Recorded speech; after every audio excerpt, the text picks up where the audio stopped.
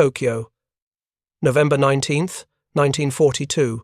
Admiral Osami Nagano leans over a mahogany table in the Imperial Japanese Navy Ministry, studying intelligence photographs of American shipyards with the confidence of a man who believes time is on his side.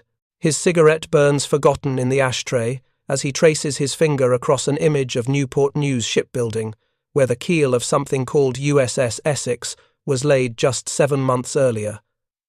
Gentlemen, Nagano addresses his intelligence staff, his voice carrying the certainty of 3 decades of naval experience. According to our analysis, the Americans require at minimum 36 months to construct a fleet carrier of this size. The Essex, even with their vaunted industrial capacity, will not enter service until late 1945 at the earliest. Around the table, heads nod in agreement. The mathematics seem irrefutable. Japan's own carrier construction programs take 3 to 4 years from keel laying to commissioning. The Americans, despite their factories and assembly lines, cannot possibly defy the fundamental realities of naval architecture. You cannot rush the construction of a 27,000-ton warship the way you rush the production of an automobile. But 3,000 miles away in the Philadelphia Naval Shipyard, 24-year-old welder Sarah Mitchell strikes an arc that will help prove Admiral Nagano catastrophically wrong.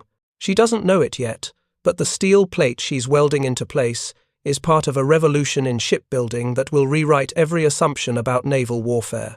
The USS Bunker Hill, one of Essex's sister ships, is rising from the ways at a pace that would seem impossible to Japanese planners. Before we jump back in, tell us where you're tuning in from, and if this story touches you, make sure you're subscribed because tomorrow I've saved something extra special for you. The miscalculation begins not with bad intelligence, but with a xylophone, fundamental misunderstanding of what American industry had become. Admiral Nagano's estimates are based on traditional shipbuilding methods, the same techniques Japan has perfected over decades. In this worldview, an aircraft carrier is a masterwork of naval engineering, each vessel a unique creation requiring skilled craftsmen working with precision and care. Japanese carriers like Shokaku and Zuikaku, launched in 1941, represent the pinnacle of this philosophy. Every rivet placed by experienced hands, every compartment designed with meticulous attention to detail. These ships take 42 months to complete, and Japanese planners cannot imagine any other way to build a fleet carrier worthy of the name. What Nagano doesn't understand is that American shipyards have stopped building ships the traditional way. They're manufacturing them. The distinction seems subtle but proves decisive. While Japanese engineers focus on creating perfect individual vessels, American industrial planners led by men like Admiral Edward L. Cochrane are reimagining aircraft carriers as mass-produced weapons systems. At the Bureau of Ships in Washington, Cochrane stands before a wall-sized chart showing the construction timeline for the Essex class. The presentation would give Admiral Nagano a heart attack. 24 carriers planned, 16 months average construction time, standardized components manufactured simultaneously across dozens of facilities, assembly line integration of prefabricated sections. Gentlemen, Cochrane tells the assembled naval architects and production managers, we're not building ships anymore, we're building a system for producing ships. The philosophy transforms everything. In traditional shipbuilding, you start at the keel and work upward, each section dependent on the completion of previous sections. In the Essex program, different sections of each ship are being built simultaneously in different facilities, then transported to the shipyard for final assembly. At Bethlehem Steel in Pennsylvania, workers fabricate entire hull sections in climate-controlled shops, using jigs and templates that ensure every piece fits perfectly. At Westinghouse, turbine manufacturers produce standardized power plants that will fit identically into any Essex-class hull. At General Electric, workers assemble the same radar systems and fire control equipment for every carrier in the class. Back in Tokyo, Lieutenant Commander Toshikazu Ome, one of Nagano's brightest intelligence analysts, receives a report from a Japanese agent in New York that should trigger alarm bells. The agent reports unusual activity at multiple American shipyards. Massive construction programs, round-the-clock work shifts, Steel consumption rates that exceed pre-war levels despite wartime rationing. Osami brings the report to Nagano's attention on a grey December morning. Admiral, our agents report the Americans are attempting something unprecedented in naval construction. They appear to be building multiple fleet carriers simultaneously. Nagano barely glances up from the operational plans for the upcoming Solomon Islands campaign. Of course they are attempting it, Lieutenant Commander. The question is whether they can succeed. Our analysis suggests they cannot maintain quality while pursuing quantity. These hastily built carriers will be inferior vessels, vulnerable to attack, and likely to suffer mechanical failures. Preparing and narrating this story took us a lot of time, so, if you are enjoying it, subscribe to our channel, it means a lot to us. Now back to the story. It's the response Osami expects, but something about the intelligence bothers him. The numbers don't quite add up. If the Americans laid Essex's keel in April 1942, and their fastest pre-war construction timeline was 30 months, the ship shouldn't appear until late 1944. Yet his agents report the vessel conducting sea trials. Osami requests permission to revise Japanese intelligence estimates on American shipbuilding capacity. Permission is denied. The Naval General Staff is focused on operational matters in the South Pacific. Questions about long-term American industrial capacity seem less urgent than the immediate tactical situation at Guadalcanal. Meanwhile, at Newport News Shipbuilding in Virginia, USS Essex conducts her final acceptance trials in the waters off Cape Henry. Captain Donald Duncan stands on the bridge, watching his crew execute high-speed turns and emergency maneuvers that would have seemed impossible on earlier American carriers. The ship responds with a precision that belies her massive size. Below decks, Commander Joseph Quigley, Essex's chief engineer, monitors the 4 massive steam turbines that generate 150,000 shaft horsepower. The power plant is a marvel of standardized construction. Every turbine blade, every reduction gear, every condenser tube built to exact specifications that allow for rapid replacement and repair. Engines answer ahead full. Quigley reports to the bridge, his voice carrying satisfaction. All systems nominal. She's ready for combat operations, Captain. Duncan checks his watch. December 31st, 1942. 20 months and 15 days since Essex's keel was laid. The ship will officially commission tomorrow, January 1st, 1943. She's not just ready. She's arrived months ahead of every Japanese estimate. But the real shock isn't Essex herself. It's what follows her down the ways. At Bethlehem Steel in Quincy, Massachusetts, USS Lexington, named for the carrier lost at Coral Sea, slides into the water on September 26, 1942. Her construction time from keel laying to launch, 5 months and 23 days. At Brooklyn Navy Yard, USS Yorktown, named for the carrier sunk at Midway, launches on January 21, 1943, after just 7 months of construction. The parade continues through 1943 at a pace that would seem fantastical to Japanese naval planners. USS Intrepid, USS Hornet, USS Franklin, USS Ticonderoga, each ship taking between 14 and 20 months from keel to commissioning. By the end of 1943, 7 Essex-class carriers are in service or conducting final trials. By mid-1944, that number will reach 13. In Tokyo, the intelligence reports crossing Admiral Nagano's desk in early 1943 paint an increasingly disturbing picture. American carriers appearing in the Pacific at impossible intervals. Essex herself arriving for combat operations in the Gilbert Islands by August 1943, Lexington joining the fleet shortly after. Yorktown, the ship Japan supposedly sank forever at Midway, steaming toward the Marshall Islands wearing her predecessor's name like a challenge. Lieutenant Commander Osami prepares a revised analysis of American naval construction capacity. His conclusions are stark. The Americans have achieved production rates that exceed our previous estimates by a factor of 2 to 1. If current trends continue, American carrier strength will outnumber Japanese carrier strength by 5 to 1 by mid-1944. The report circulates through Naval General Staff, accumulating dismissive comments in red ink. Impossible. Agent exaggeration, American propaganda. The institutional resistance to accepting the truth proves insurmountable. Japan's entire war strategy depends on the assumption that sinking American carriers faster than they can be replaced will eventually force a negotiated peace. If carriers can be replaced in 15 months instead of 36, that strategy collapses. Admiral Nagano faces a choice that would haunt Japanese strategic planning for the remainder of the war. Accept that fundamental assumptions about American industrial capacity were wrong, requiring a complete revision of Japanese strategy, or maintain existing assumptions and hope the intelligence proves erroneous. He chooses the latter. The decision will cost Japan its naval supremacy in the Pacific. Aboard USS Essex, operating off Tarawa in November 1943, aviation machinist's mate second class, Robert Henderson, has no idea his ship represents a strategic revolution. To him, Essex is just his workplace, a massive floating city of steel where he maintains F-6F Hellcat fighters for the daily combat air patrols. "Hey, Henderson," his section chief calls out over the roar of aircraft engines. "You know how long it took to build this boat?" Henderson shrugs, wiping grease from his hands. 3 years. 4. "These things take forever, right?"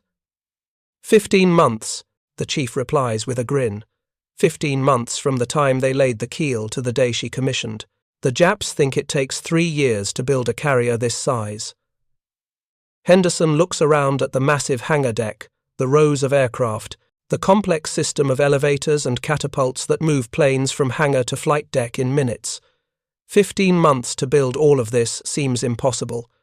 But then again, everything about this war seems impossible. What Henderson doesn't know is that his ship's construction timeline represents the application of revolutionary industrial techniques that Admiral Nagano's intelligence staff never anticipated. The revolution begins in the most unlikely place, a former textile factory in Baltimore, Maryland. In early 1942, industrial engineer Marcus Kane walks through the converted facility, where workers are stamping out steel bulkheads for Essex-class carriers using dies and presses originally designed for automobile manufacturing. The noise is deafening. Hydraulic presses slam down with rhythmic precision, each strike producing a curved steel plate that will eventually form part of a carrier's hull. 17 seconds per plate, Kane shouts to his assistant, over the machinery. "We're producing more bulkheads in a day than traditional shipyards produce in a week." This is the secret Admiral Nagano never discovers. American industry isn't just building ships faster, it's building ships differently. The Essex-class design, finalized in 1941, incorporates a revolutionary concept, standardization at a level never before attempted in naval construction. Every carrier in the class uses identical frames, identical compartments, identical electrical systems. A part manufactured for Essex fits perfectly into Lexington, Yorktown, or any of the other 21 ships that will follow. At Ford's Willow Run plant in Michigan, workers apply assembly line techniques perfected in automobile production to the manufacturing of Essex-class components. Conveyor systems move parts from one station to the next. Quality control inspectors check each piece against master templates. The approach transforms shipbuilding from a craft into a science. Henry Kaiser, the industrialist who will become famous for his Liberty ship production, visits the Essex program in March 1943 and comes away impressed despite himself. "They're building carriers the way we build cars," he tells reporters afterward.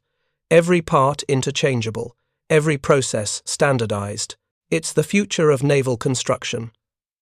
But standardization alone doesn't explain the impossible construction timelines. The real breakthrough comes in prefabrication and modular assembly. At the New York Shipbuilding Corporation in Camden, New Jersey, production manager Samuel Cohen oversees a process that would seem like science fiction to traditional shipbuilders. "We're not building ships from the bottom up anymore," Cohen explains to a visiting congressional delegation in May 1943. "We're building them from the inside out." His facility manufactures entire sections of carrier hulls as complete, self-contained units.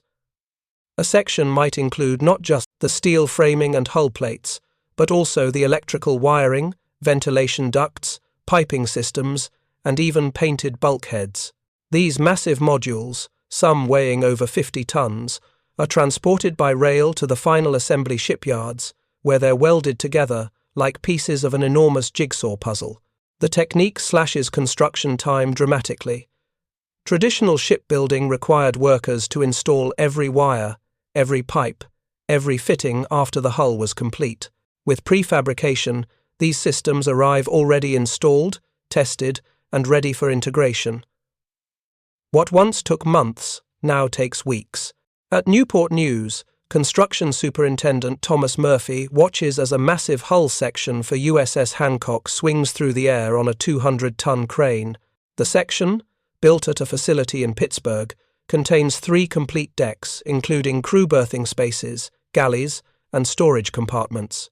Workers will spend just 2 weeks integrating it into Hancock's hull, a job that would have required 3 months using traditional methods. The Japanese are going to lose their minds when they figure out how we're doing this, Murphy tells his assistant, not knowing how prophetic his words will prove. In Tokyo, those first glimmers of understanding are beginning to penetrate the institutional denial. By March 1944, Japanese intelligence can no longer ignore the evidence accumulating from multiple sources. Reconnaissance photos show American shipyards crowded with Essex-class carriers in various stages of construction. Radio intercepts reveal American carriers operating in areas where Japanese planners believed no carriers existed. Most damning of all, prisoner interrogations confirm that American crews consistently report their ships were built in 15 to 18 months. Admiral Minachi Koga, who succeeded Admiral Yamamoto as commander of the combined fleet after his death in April 1943, summons Lieutenant Commander Ome to his flagship on March 23, 1944. The meeting takes place in Koga's day cabin aboard the battleship Musashi, anchored at Palau. Your latest intelligence estimate, Koga says without preamble, sliding a folder across his desk. You claim the Americans now operate 15 Essex-class carriers with 9 more under construction. These numbers are accurate? Ome has spent months verifying these figures through multiple independent sources. Yes, Admiral. Our most reliable agents confirm these numbers. The Americans have achieved construction rates we deemed impossible. Koga lights a cigarette, his hands steady despite the implications. Explain to me how this is possible. We consulted the best naval architects in Japan. They all agreed that rapid carrier construction would compromise structural integrity and combat effectiveness. Yet you're telling me these American ships are performing well in combat? Better than well, Admiral. Ome opens a second folder containing combat reports. Essex-class carriers have participated in operations at Tarawa, Kwajalein, Truk, and the Marianas. They show no signs of structural weakness. Their damage control proves excellent. USS Intrepid survived a torpedo hit that would have sunk earlier American carriers. She was back in action within 3 months. The silence in the cabin stretches for nearly a minute. Finally, Koga speaks. Then our fundamental assumptions about American industrial capacity were wrong from the beginning. Yes, Admiral. And our strategy of attrition, sinking American carriers faster than they can be replaced, is no longer viable. No, Admiral. It was never viable.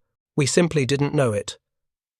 Koga stands and walks to the porthole, looking out at the waters of Palau Harbour.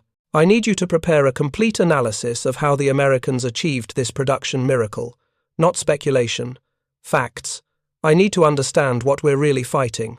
Over the next 3 weeks, Ome assembles the most comprehensive intelligence analysis of American shipbuilding ever produced by the Imperial Japanese Navy. His sources include captured documents, interrogation reports, technical journals obtained through neutral countries, and photographs taken by Japanese agents operating in the United States before the war. The picture that emerges is simultaneously impressive and terrifying. The Americans, Ome discovers, began planning the Essex class before the war even started. In 1939, while Japan was embroiled in China and European powers girded for conflict, American naval planners were already designing a carrier that could be mass-produced using industrial techniques adapted from civilian manufacturing. The design emphasized simplicity, standardization, and repairability over individual excellence. Every Essex-class carrier uses the same power plant, 4 Westinghouse turbines generating 150,000 horsepower. Every ship carries the same armament, 4 twin 5-inch gun mounts for anti-aircraft defense.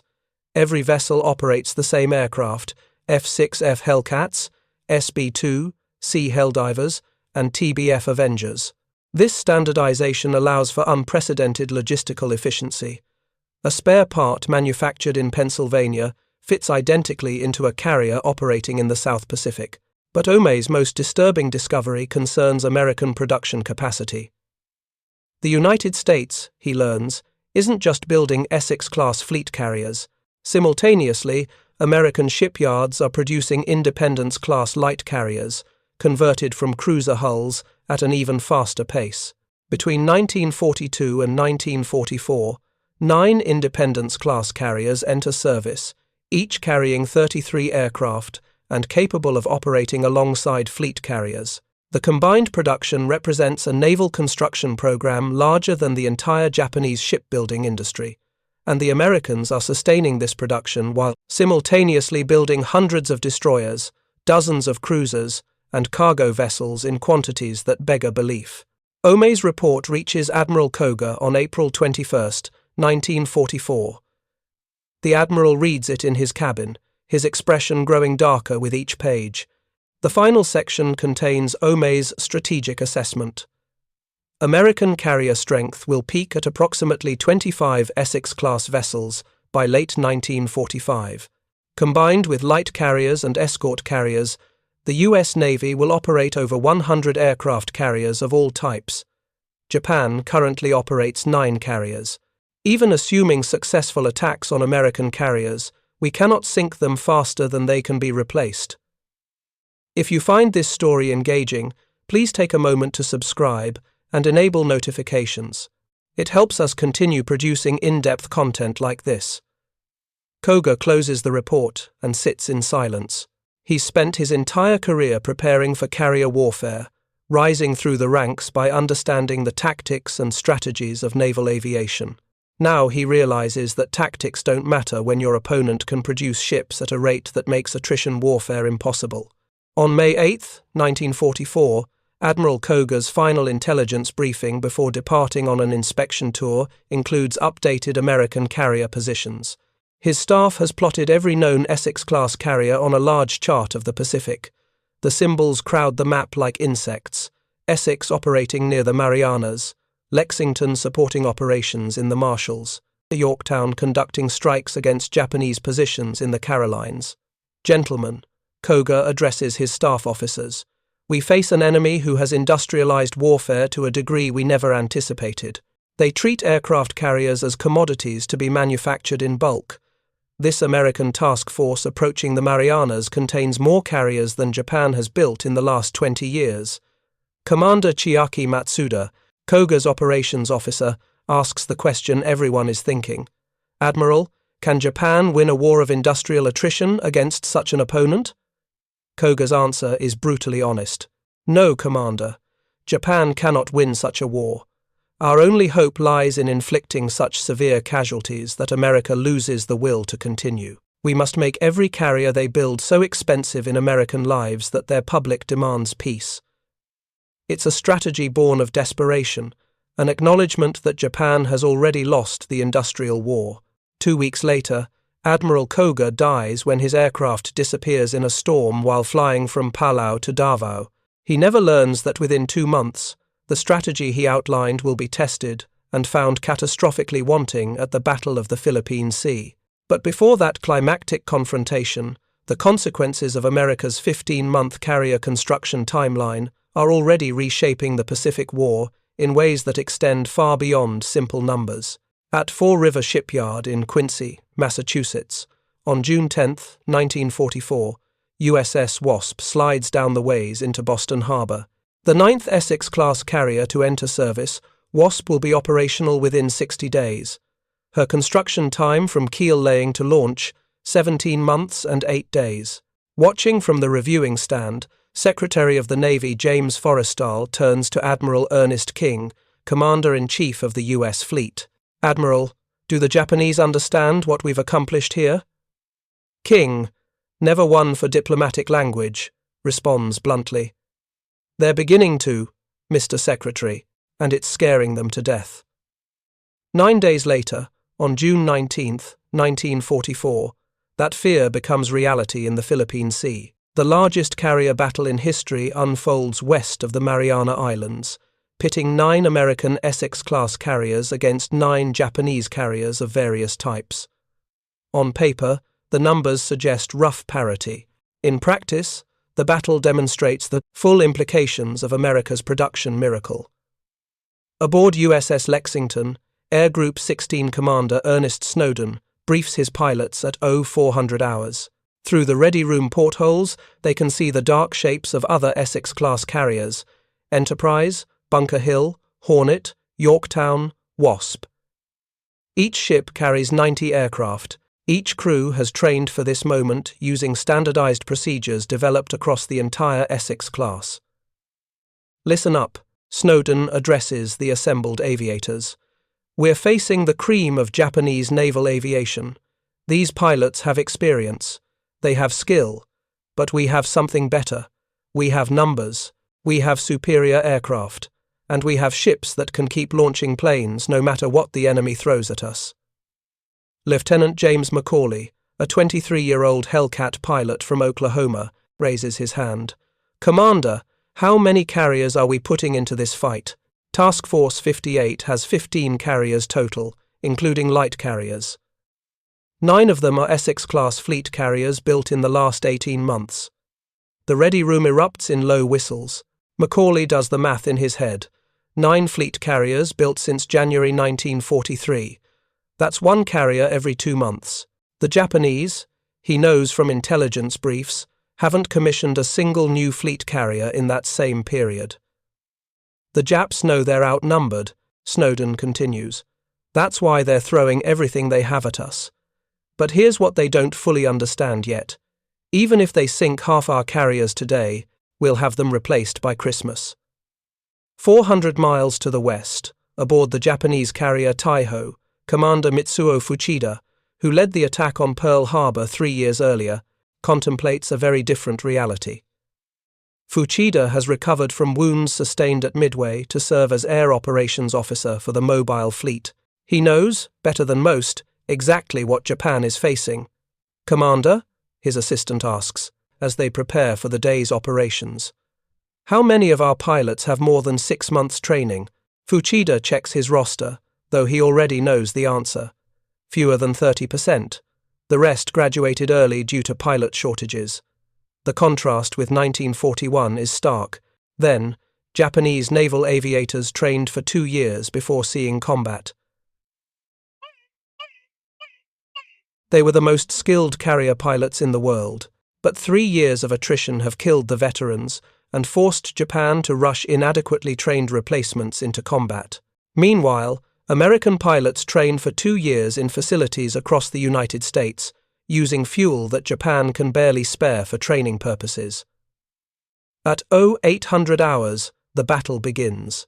Japanese aircraft launch from their carriers in waves, heading toward the American task force. Fuchida watches them go, knowing many will never return. The Japanese plan calls for land-based aircraft from Guam to join the carrier strikes, overwhelming American defenses through sheer numbers. But American codebreakers have read every Japanese message. Admiral Raymond Spruance knows exactly when and where the attacks will come. More importantly, he knows he can afford to fight defensively. His Essex-class carriers, with their armoured flight decks and superior damage control, can absorb punishment that would sink Japanese carriers. And if he loses a carrier today, 2 more will arrive from American shipyards within 3 months.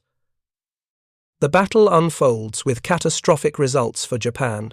American radar detects incoming Japanese aircraft at 75 miles, giving fighters time to climb to intercept altitude.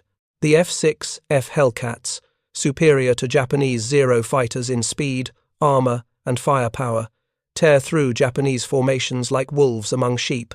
Lieutenant Macaulay gets his first kill at 11,000 feet, his 650 caliber machine guns shredding a Japanese dive bomber before it can threaten the fleet. Around him, other Hellcats engage in one-sided combat. The Japanese pilots, many with fewer than 6 months training, cannot match the Americans who have trained for 2 years and fly better aircraft. By noon, the massacre is apparent even from Lexington's ready room. Pilots return from combat air patrols reporting unbelievable kill ratios. It's like shooting ducks, one pilot reports to Snowden. They just keep coming straight at us. No evasive maneuvers, no tactical awareness.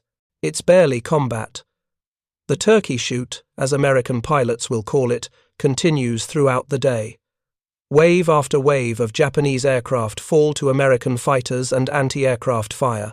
By sunset, Japan has lost 375 aircraft and 2 carriers, including Taiho, the newest and most advanced carrier in the Japanese fleet. American losses, 30 aircraft and 0 carriers. But the most significant casualty is less visible. Japanese naval aviation, the force that shocked the world at Pearl Harbor, ceases to exist as an effective fighting force. The pilots lost today cannot be replaced. The training infrastructure needed to produce skilled aviators no longer exists. Japan's carrier aviation dies on June 19th, 1944, killed not primarily by superior American tactics, but by the industrial disparity that made those tactics possible. Commander Fuchida, rescued from the sinking Taiho, watches from a destroyer as oil slicks mark where his carrier went down. He thinks about Lieutenant Commander Omei's intelligence estimates, which he'd read before the battle. The Americans can build carriers in 15 months. Japan takes 3 years. The math is simple and devastating. It's not that we fought badly, Fuchida tells a fellow officer that evening. It's that we were fighting an enemy who could afford to learn from mistakes while we couldn't afford to make any. The battle's aftermath reveals the full strategic implications of America's construction. Miracle. Within weeks, intelligence reports reach Tokyo confirming that American shipyards are accelerating production. USS Shangri-La, USS Lake Champlain, USS Bon Homme Richard, each new Essex-class carrier arrives faster than Japanese planners believed possible. In late July 1944, Lieutenant Commander Omei presents a final assessment to the Naval General Staff in Tokyo. His report is titled The Industrial Impossibility of Victory. The room falls silent as he delivers his conclusions. Gentlemen, the Americans have commissioned 13 Essex-class carriers since January 1943. They will commission 8 more by the end of this year. Their construction timeline has actually decreased from 17 months to 15 months, as they've refined their production methods. Meanwhile, Japan has completed 0 new fleet carriers in the same period. Vice Admiral Shigeru Fukudome, Chief of the Naval General Staff's Operations Section, interrupts. What about our conversion program? We're converting battleships and cruisers into carriers. Omei's response is gentle but firm. Admiral, we are converting 3 capital ships to carrier configuration. This process requires 18 months per ship. The Americans can build a purpose-designed fleet carrier in less time than we need to convert an existing hull. More critically, we lack the trained pilots, the aircraft production, and the fuel reserves to operate additional carriers, even if we complete the conversions. The room remains silent. These senior officers have spent decades mastering naval strategy and tactics. Now they're learning that strategy doesn't matter when industrial capacity creates such disparate realities. Japan is fighting 1944 with the industrial base of 1941. America is fighting with an industrial base that grows stronger every month. Across the Pacific, aboard USS Essex conducting operations off the Philippines in October 1944, aviation machinists mate Robert Henderson is teaching a new maintenance crew member the intricacies of the F-6F Hellcat's engine. Seaman First Class Tommy Watkins, fresh from aviation mechanics school in Memphis, listens with the intensity of someone whose life might depend on getting the details right. This engine, Henderson explains, tapping the Hellcat's massive Pratt & Whitney radial, is built at 3 different factories, but every part is interchangeable. You can pull a cylinder head from an engine built in Connecticut and install it on an engine built in Kansas, and it'll fit perfectly. Watkins looks impressed. The Japs can't do that? Not even close. Their engines are practically handmade. Every plane is a little different, makes maintenance a nightmare. Meanwhile, we've got warehouses full of spare parts, all standardized, all interchangeable. That's why we can keep launching planes while they're down to their last few operational aircraft. It's not just the planes. Everything about Essex-class carriers reflects the standardization philosophy that makes rapid production possible. From electrical panels to damage control equipment, every system uses identical components across all ships in the class. When USS Franklin suffers catastrophic damage from Japanese bombs in March 1945, repair crews use parts stripped from Essex-class carriers under construction to restore her to operational status. The Battle of Leyte Gulf in October 1944 provides the final demonstration of what America's 15-month construction timeline means strategically. 4 Essex-class carriers, Essex, Franklin, Intrepid, and Ticonderoga, participate in the largest naval battle in history. Their aircraft help sink 26 Japanese warships, including the battleship Musashi. But more significantly, the battle reveals that America can now afford to take risks that would be unthinkable for Japan. When Admiral William Halsey chases a Japanese decoy force with his entire carrier task force, leaving the invasion beaches temporarily unprotected, he's gambling that even if he loses carriers in the process, they'll be replaced within months. It's a calculation no Japanese admiral can make. By December 1944, the strategic situation has become so lopsided that Japanese planners begin contemplating the unthinkable: surrender. Not because Japanese forces lack courage or fighting spirit, but because the industrial mathematics of the war have become impossible to overcome. Captain Atsushi Oi, a staff officer in the Naval General Staff, writes in his diary on December 15, 1944, "Intelligence reports that the Americans now operate 19 Essex-class carriers with 5 more in final trials. Our combined fleet operates 4 carriers, all damaged to varying degrees, with insufficient aircraft and pilots to utilize even these few vessels effectively. The war is mathematically over. We are simply too proud to acknowledge it." The pride Oi references costs Japan dearly in the war's final months. Without effective carrier aviation, Japanese forces resort to kamikaze attacks, suicide missions designed to inflict maximum damage with minimal resources. It's warfare as desperation, a strategy born from the realization that conventional naval combat is no longer viable. Essex-class carriers become prime kamikaze targets, and several suffer hits. USS Franklin nearly sinks after a devastating kamikaze attack kills over 700 men. USS Bunker Hill loses 396 crew members to suicide attacks, but the carriers survive, their armored decks and sophisticated damage control systems allowing them to absorb punishment that would destroy lesser ships. More importantly, the losses don't matter strategically. When Franklin limps back to Pearl Harbor for repairs, 3 more Essex-class carriers are already conducting operations in the Western Pacific. When Bunker Hill heads for the West Coast and repairs, USS Shangri-La and USS Lake Champlain have already joined the fleet. Seaman Tommy Watkins, now serving aboard USS Ticonderoga, witnesses a kamikaze attack on January 21, 1945. The Japanese pilot crashes into the flight deck, causing massive fires and killing over 100 men. But within hours, damage control teams have the fires extinguished and are beginning repairs. "We'll be back in action in 3 months, the damage control officer tells Watkins' section. "There are repair ships steaming to meet us with replacement parts. Every component we need is standardized. We can rebuild this ship faster than the Japs can scratch together enough fuel for another major attack." It's not bravado. It's simple industrial reality. Ticonderoga does return to combat operations in May 1945, her damage repaired using standardized components manufactured in American factories. Meanwhile, Japanese carriers sit in port, unable to operate due to lack of fuel, aircraft, and trained pilots. On August 15, 1945, Emperor Hirohito announces Japan's surrender in a radio broadcast that reaches Lieutenant Commander Ome in his Tokyo office. The intelligence officer sits surrounded by files documenting America's industrial triumph, reports on Essex-class carriers, production statistics, combat assessments. He thinks back to November 1942, when Admiral Nagano dismissed American shipbuilding capacity with such confidence. If they had understood then what Ome understands now, would the war have ended differently? Would Japan have sought peace before committing to battles it could never win? The questions are unanswerable, but the lesson is clear. Modern warfare is inseparable from industrial capacity.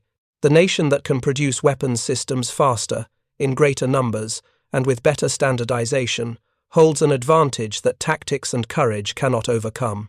In American shipyards, the Essex-class production line continues even after the surrender.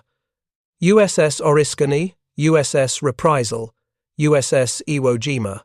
The final carriers in the class slide down the ways in 1945 and 1946, though several are never completed due to the war's end. 24 Essex-class carriers eventually enter service, exactly as planned in 1941. The speed of their construction, averaging 15 months from keel to commissioning, represents one of the greatest industrial achievements in military history. And it's an achievement built not on any single breakthrough, but on the systematic application of mass production techniques to naval construction. Years later, in 1953, Commander Fuchida, the man who led the attack on Pearl Harbor, speaks at the U.S. Naval War College. American officers ask him when he knew Japan would lose the war. His answer surprises them. "Not at Midway," Fuchida says. "Not at the Philippine Sea. I knew we would lose the war in late 1943 when I learned that American shipyards were building fleet carriers in 15 months. At that moment, I understood that we were fighting not just against American ships or American pilots, but against American factories. And you cannot sink a factory with a torpedo." The Essex-class carriers continue serving long after World War II ends. Many undergo modernization programs that allow them to operate jet aircraft during the Korean War and Vietnam conflict. USS Oriskany serves until 1976. USS Lexington, converted to a training carrier, doesn't retire until 1991, 48 years after her commissioning. 4 Essex-class carriers survive today as museum ships: USS Intrepid in New York, USS Yorktown in South Carolina, USS Hornet in California, and USS Lexington in Texas. Visitors walking their decks often comment on the ship's size, their complexity, the sheer scale of the engineering required to make such vessels operational. But few visitors understand the most impressive achievement these ships represent. They were built in 15 months, using production techniques that revolutionized naval construction. They proved that standardization, mass production, and industrial planning could create military capability faster than any opponent could destroy it. Sarah Mitchell, the welder who worked on USS Bunker Hill in Philadelphia, lives to age 94. In interviews late in her life, she recalls the urgency of wartime production, the pressure to work faster without sacrificing quality, the knowledge that soldiers' lives depended on the strength of every weld she made. "We didn't think we were doing anything impossible," Mitchell says in a 1998 oral history interview. "We were just building ships as fast as we could. It wasn't until after the war that I learned the Japanese thought what we did was impossible. To us, it was just work. Good, important work." That may be the final irony of the Essex-class story. To Japanese admirals like Nagano and Koga, 15-month carrier construction seemed to defy the laws of naval architecture. To American workers like Mitchell and Henderson, it was simply the application of industrial methods they'd been perfecting for decades. The Americans weren't doing the impossible. They were doing what American industry did best, producing high-quality goods at scale. The strategic implications extended far beyond World War II. The Essex-class production demonstrated that in modern warfare, industrial capacity matters as much as tactical skill or technological sophistication. Nations that can rapidly produce and replace complex weapons systems hold advantages that transcend traditional military metrics. Admiral Nagano, who dismissed American shipbuilding capacity so confidently in November 1942, never lived to see his mistake proven so completely. He died in November 1947 while awaiting trial for war crimes. But his miscalculation, his failure to understand what American industry could accomplish, shaped Japanese strategy throughout the war and contributed directly to Japan's defeat. The question Nagano should have asked in 1942 wasn't whether America could build carriers quickly. It was whether Japan could afford a prolonged industrial war against an opponent with such vast manufacturing capacity. The answer was no. It was always no. But by the time Japanese leaders understood this reality, the Essex-class carriers were already steaming toward Japanese waters, one arriving every few weeks like an industrial tide that could not be stopped. Up next, you've got two more standout stories right on your screen. If this one hits the mark, you won't want to pass these up. Just click and check them out. And don't forget to like, subscribe, and turn on the notification bell so you don't miss any upload from us.